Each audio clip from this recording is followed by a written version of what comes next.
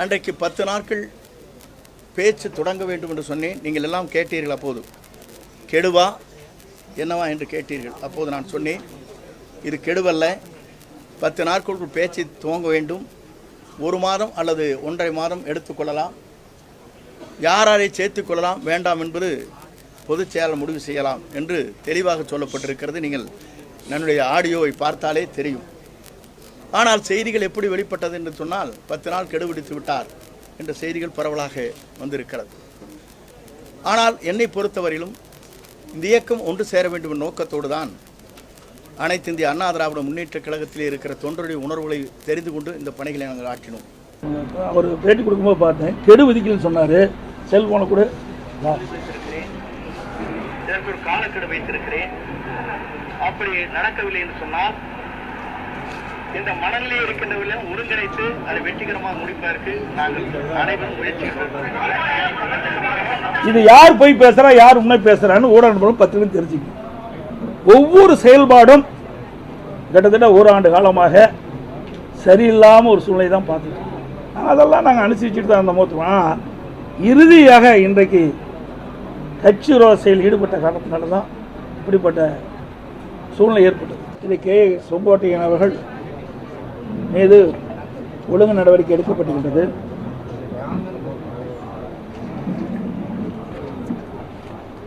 அது குறித்து சில விளக்கங்கள். திரு கே செங்கோட்டையன் அவர்கள் கிட்டத்தட்ட ஒரு 6 மாத காலமாக அவருடைய நடவடிக்கையை கட்சிக்கு எதிராகத்தான் இருந்து கொண்டிருந்தது. இந்த அத்திக்கடை அவனாசி திட்டத்தை நிறைவேற்றி கொடுத்ததற்கு பாராட்டு விழா நடக்க வேண்டும் என்று அவனாசி ஒரு கூட்டத்தை ஏற்பாடு செய்தார்கள். அமைச்சர் வேலுமணி அவர்கள் அவர்களெல்லாம் அழைத்து என்னிடத்திலே கோரிக்கை வைக்கின்றார்கள். இந்த கோரிக்கையை அடிப்படையிலே பாராட்டு விழா நடைபெறுகிறது, நீங்கள் வந்து கலந்து கொள்ள வேண்டும் என்று அழைத்தார். அதன் அடிப்படையிலே நானும் சம்மதித்து அது கட்சி சார்பற்ற அந்த பாராட்டு விழா நிகழ்ச்சி ஏற்பாடு செய்தார். அந்த பாராட்டு விழா நிகழ்ச்சியை நான் போய் கலந்து கொண்டேன். அப்பொழுது திரு கே செங்கோட்டையன் அவர்கள் அந்த நிகழ்ச்சியிலே பங்கு வரவில்லை. அத்திக்கடை அவனாசி திட்டத்திலே 30% கோபி சட்டமன்ற தொகுதியில் இருக்கின்ற ஏரிகள் எல்லாம் நிரப்புகின்ற ஒரு திட்டம். அப்படி இருக்கின்ற பொழுது வேண்டுமென்றே திட்டமிட்டு ஒரு கருத்தை சொன்னார், தவறான கருத்தை. மாண்புமிகு அம்மா அவருடைய உருவப்படம், பொன்மனச்செம்மல் புரட்சித் தலைவர் எம்ஜிஆருடைய திருவுருவப்படம் இடம்பெறாத காரணத்தில் நான் அந்த நிகழ்ச்சியிலே பங்கு பெறவில்லை என்ற ஒரு தவறான கருத்தை சொன்னார். அங்கு இருக்கின்ற விவசாய பிரிவினை மக்கள், பல்வேறு கட்சியை சேர்ந்தவர்களெல்லாம் இது கட்சி நிகழ்ச்சி இல்லை, கட்சிக்கு அப்பாற்பட்டு நாங்கள் பல கட்சியை சேர்ந்தவர்களும் இந்த போராட்டத்தில் ஈடுபட்டோம். அந்த ஈடுபட்டதின் காரணமாக என் பெயரை சொல்லி அவர் முதலமைச்சர் இருந்த காலகட்டத்தில் இந்த திட்டத்தை கொண்டு வந்து நிறைவேற்றியிருக்கிறார். அதற்கு நாங்கள் பாராட்டு விழா நடத்தியிருக்கிறோம், நீங்கள் வந்து கலந்து கொள்ளுகின்றோம். அவர்களும் மீண்டும் கோரிக்கை வைத்தார்கள், அதையெல்லாம் நிராகரித்தார். என்ன அவருடைய கருத்து? அங்கே அந்த நிகழ்ச்சியிலே மாண்புமிகு அம்மாவுடைய படமும் பொன்மனச்செம்மல் புரட்சித் தலைவர் எம்ஜிஆர் படம் இடம்பெறவில்லை என்பதுதான். அதுக்காக வரவில்லை என்றார். அதே வேளையில் செங்கோட்டையன் அவர்கள் ஒரு சைக்கிள் துவக்கு நிகழ்ச்சி அவருடைய தொகுதியில் ஒரு சைக்கிள், அதாவது விலையில்லா சைக்கிள் மாணவர்களுக்கு கொடுக்கின்ற நிகழ்ச்சி, அந்த நிகழ்ச்சியில் கலந்துக்கிட்டார். எங்க அம்மா படம் இருக்கு, திரு கருணாநிதி படம், திரு ஸ்டாலின் படம் தான் இருக்குது. அப்போவே பிடிஎம் வேலையை ஆரம்பிச்சிட்டார். இது பாருங்க, இது சைக்கிள் கொடுக்குற அந்த குழந்தைகள் அமர்ந்திருக்கின்ற காட்சி, அதில் படம். இதில் திரு கருணாநிதி அவர்கள் படமும் திரு ஸ்டாலின் படம் தான் இருக்குது. அம்மா படமும் தலைவர் படமும் எங்கே இருக்கின்றது? அப்பொழுதிருந்தே திட்டத்தை வகுக்க ஆரம்பித்து விட்டார். ஏதாவது ஒரு காரணத்தை சொல்லி அந்த கூட்டத்தில் கலந்து கொள்ள இருப்பதற்காக அந்த காரணத்தை சொன்னார். ஆனால் உண்மை வெளிவந்து விட்டது. இப்படிப்பட்டவர் தான் திரு செங்கோட்டையன் அவர்கள். பிறகு இணைப்பு பற்றி பேசும் சொன்னார். இது அடிப்படை உறுப்பிலிருந்து நீக்கப்பட்டவர், பிரிந்து சென்றவர்கள் அல்ல. அதை நன்றாக எடுத்துக்கொள்ள வேண்டும். பிரிந்து சென்றவர்கள் அல்ல, இது அடிப்படை உறுப்பிலிருந்து நீக்கப்பட்டவர்கள். இதுக்கு சிறப்பு தீர்மானம் நிறைவேற்றப்பட்டது. இது அனைத்து இந்திய அண்ணா திராவிட முன்னேற்ற கழகத்தினுடைய பொதுக்குழு கூட்டத்தில் சிறப்பு தீர்மானம் நிறைவேற்றப்பட்டது. இது நான் சொல்லல, அனைத்து இந்திய அண்ணா திராவிட முன்னேற்ற கழகத்துடைய பொதுக்குழு தீர்மானம் நிறைவேற்றப்பட்டு அறிவிக்கப்பட்டிருக்கின்றது. கிட்டத்தட்ட 2500க்கும் மேற்பட்ட பொதுக்குழு உறுப்பினர்கள் ஒன்று கூடி ஏகமனதாக நிறைவேற்றப்பட்ட தீர்மானம். அதற்கு எதிராக செயல்பட்டா தலைமை என்ன முடிவு எடுக்கும்? தெரியவா அவருக்கு தெரியணும்? தெரியாதவரா? 53 ஆண்டு காலம் கட்சியில் இருக்குன்னு பேட்டி கொடுக்குறாரு, பல முறை சட்டமன்ற உறுப்பினர் வந்திருக்காரு, அமைச்சராக இருந்திருக்கிறாரு, தலைமையில் பொறுப்பு வச்சிருக்காரு. அப்படிப்பட்டவருக்கு எதுவும் தெரியாது கிடையாது. ஒரு பொதுக்குழு எடுக்கின்ற முடிவு இறுதியான முடிவு. அந்த பொதுக்குழு எடுக்கின்ற முடிவுக்கு கட்டுப்பட்டு தான் அனைவரும் செயல்பட வேண்டும். அந்த அடிப்படையில் தான் இன்றைய தினம் பொதுக்குழு எடுக்கப்பட்ட முடிவின்படி அடிப்படை உறுப்பினரிலிருந்து நீக்கப்பட்டவரோடு இணைந்து செயல்படுவோம் என்று அறிவித்தால் தலைமை இன்றைக்கு நடவடிக்கை எடுக்கப்பட்டது. இது ஏதோ நான் எடுத்த நடவடிக்கை மாதிரி எண்ணக்கூடாது. ஏதோ மூத்த தலைவரோடு கலந்து பேசி சட்டத்திட்ட விதியின்படி தான் இந்த நடவடிக்கை எடுக்கப்பட்டது என்பதை தெரிவித்துக் கொள்கிறேன். அவர் சொல்வது திராவிட முன்னேற்ற கழகத்திற்கு நான் உறுதுணையாக இருப்பதாக ஒரு கருத்துக்களை வெளிப்படுத்தி இருக்கிறார். பி டீம்னு சொல்லியிருக்கார். அவர் கருத்து சொல்லுவரோ பி டீம் யார் என்பதை நாடு அறியும். இன்றைக்கு கொடநாடு வழக்கு என்பது நாம் ஏன் இன்று வரையிலும் குரல் கொடுக்கவில்லை? நான் சாதாரண பொறுப்பாளர். இந்த இயக்கத்தை வளர்த்தவர், நாம் தெய்வமாக நேசிக்கப்பட்டவர். அம்மாவுடைய இல்லத்திலே நடைபெற்ற நிகழ்ச்சி பல்வேறு கொலைகள் நடைபெற்றிருக்கிறது, 3-4 கொலைகள்.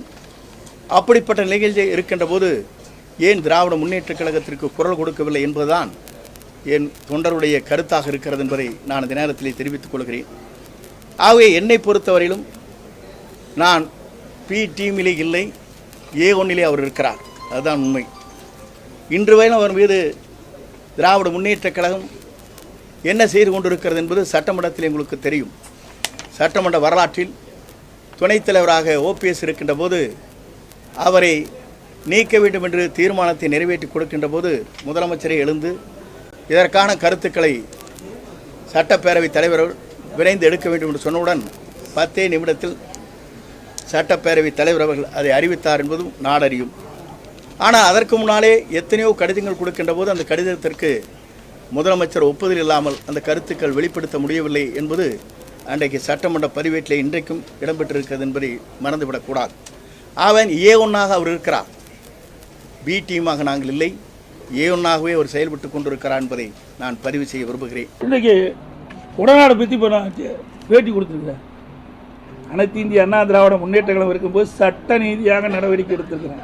பல முறை அதை பேசியிருக்கிறேன். ஒரு குற்றம் புரிஞ்சால் ஒரு அரசாங்கம் நடவடிக்கை எடுக்கும், அதுதான் செய்யும். அதுதான் நாங்களும் செஞ்சோம். அது மட்டும் இல்லை, 2-3 கொலை நடக்கினார். என்ன ஒரு கட்சி இப்படிப்பட்ட வன்மத்தனமாக இருக்கிறவங்களாம் எப்படி இருந்திருப்பார்? கட்சிக்குள்ளே இவரையெல்லாம் வச்சுருந்தா எப்படி இருக்கும்? எப்படி மனசுக்குள்ளே ஒன்று வச்சு வெளியில் ஒன்று நாடகத்தை அரங்கேற்றுக்கணும்? இதுலேருந்து தெல்ல தெளிவாக இருக்குது. இதெல்லாம் வெளிச்சத்துக்கு வந்துடுது பாருங்க. அதோட இன்னைக்கு டிடிவியோட எங்கே பார்த்து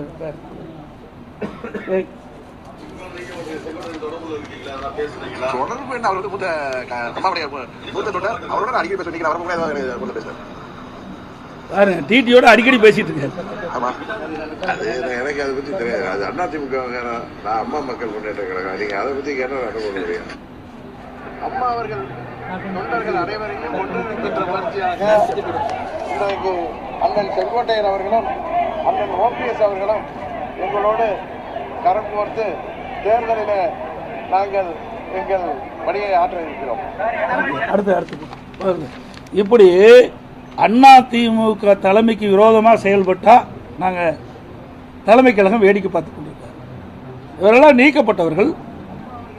அதோட முதல் அவர் பேசுங்க.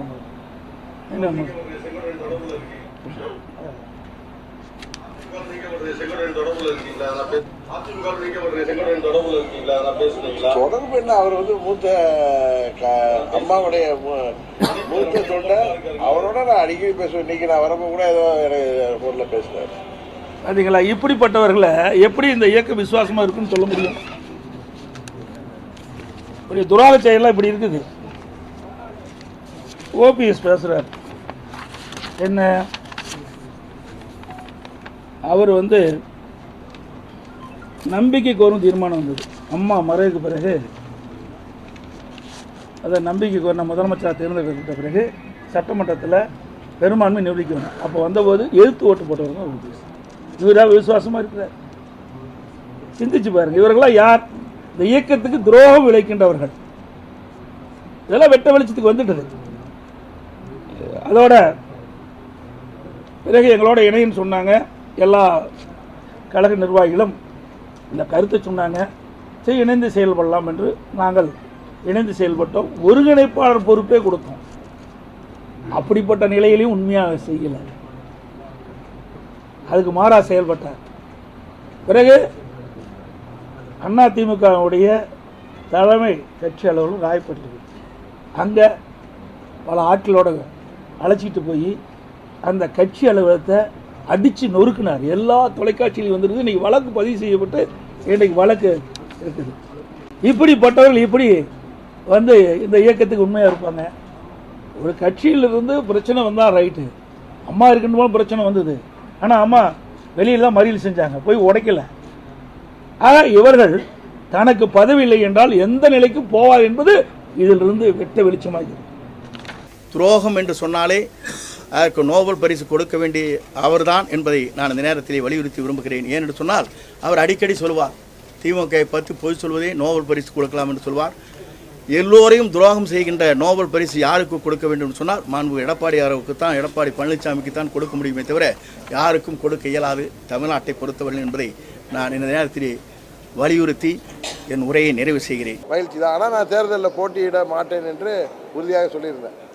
அப்போ நான் பொதுக்குழுவிலே சொல்லியிருந்தேன். நான் என்னை எப்படி அவர் துரோகி என்று சொல்ல முடியும்? அவர் ஆட்சி பொறுப்பில் உட்கார வைத்த திமுக கொண்டு வந்த நம்பிக்கையில்லா தீர்மானத்தை எதிர்த்து அவர் வெற்றி பெறுவதற்கு அவருக்கு வாக்களித்த 18 எம்எல்ஏக்களை கட்சியை விட்டு நீக்கிய அவர் துரோகியா? அவரை முதலமைச்சராக்கி அறிவித்து விட்டு சென்ற சின்னம்மா அவர்களை கட்சியிலிருந்து பொதுச்சாலையிலிருந்து நீக்கிய அவர் சிறைச்சாலையில் இருக்கிற நீக்கிய பழனிசாமி துரோகியா? அவரை ஆட்சியில் அமர வைத்த அந்த நம்பிக்கையில்லா தீர்மானத்தில்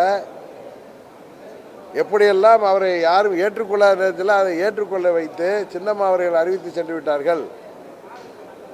அம்மா அவர்களை சேர்த்த அந்த சீனியர் மினிஸ்டர்ஸில் அண்ணன் ஓபிஎஸ்க்கு அடுத்த இடத்தில் அவர் இன்றைக்கு இருந்த காரணத்தினால்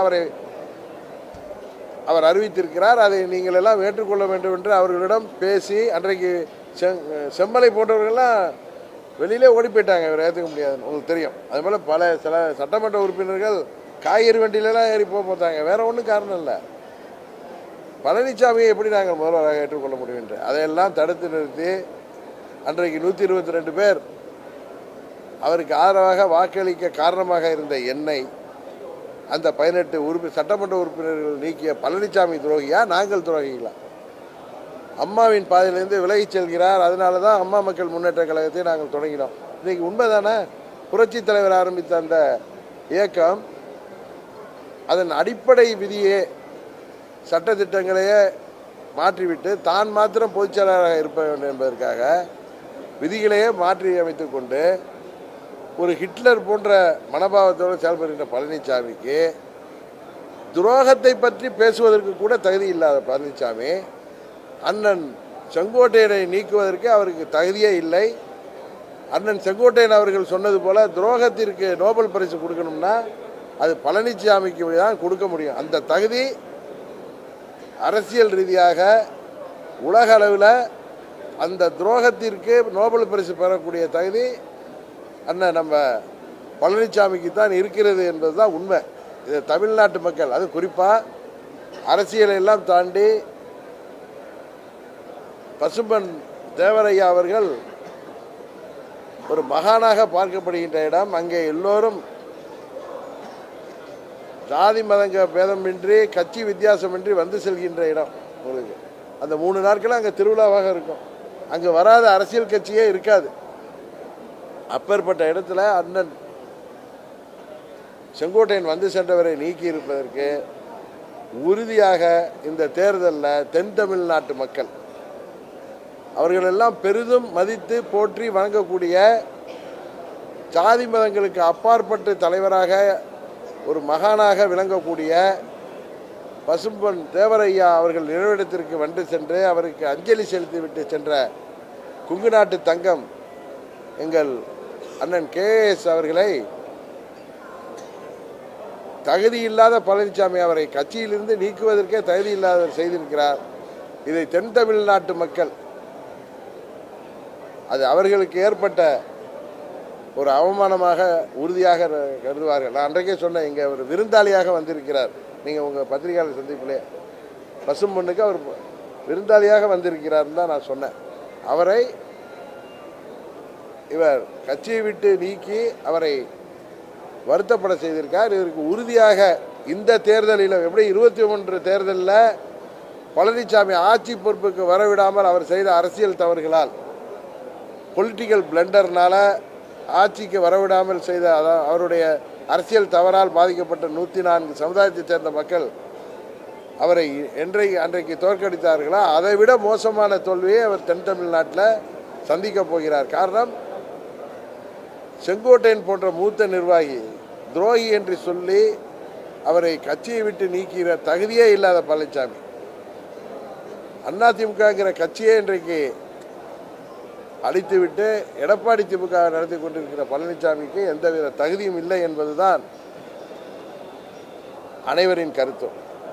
பிளே ஸ்டோர் மற்றும் ஆப் ஸ்டோரில் இருந்து பாலிமர் செயலியை QR கோடு மூலம் பதிவிறக்கம் செய்யுங்கள். செய்திகளை உடனுக்குடன் பெறுங்கள்.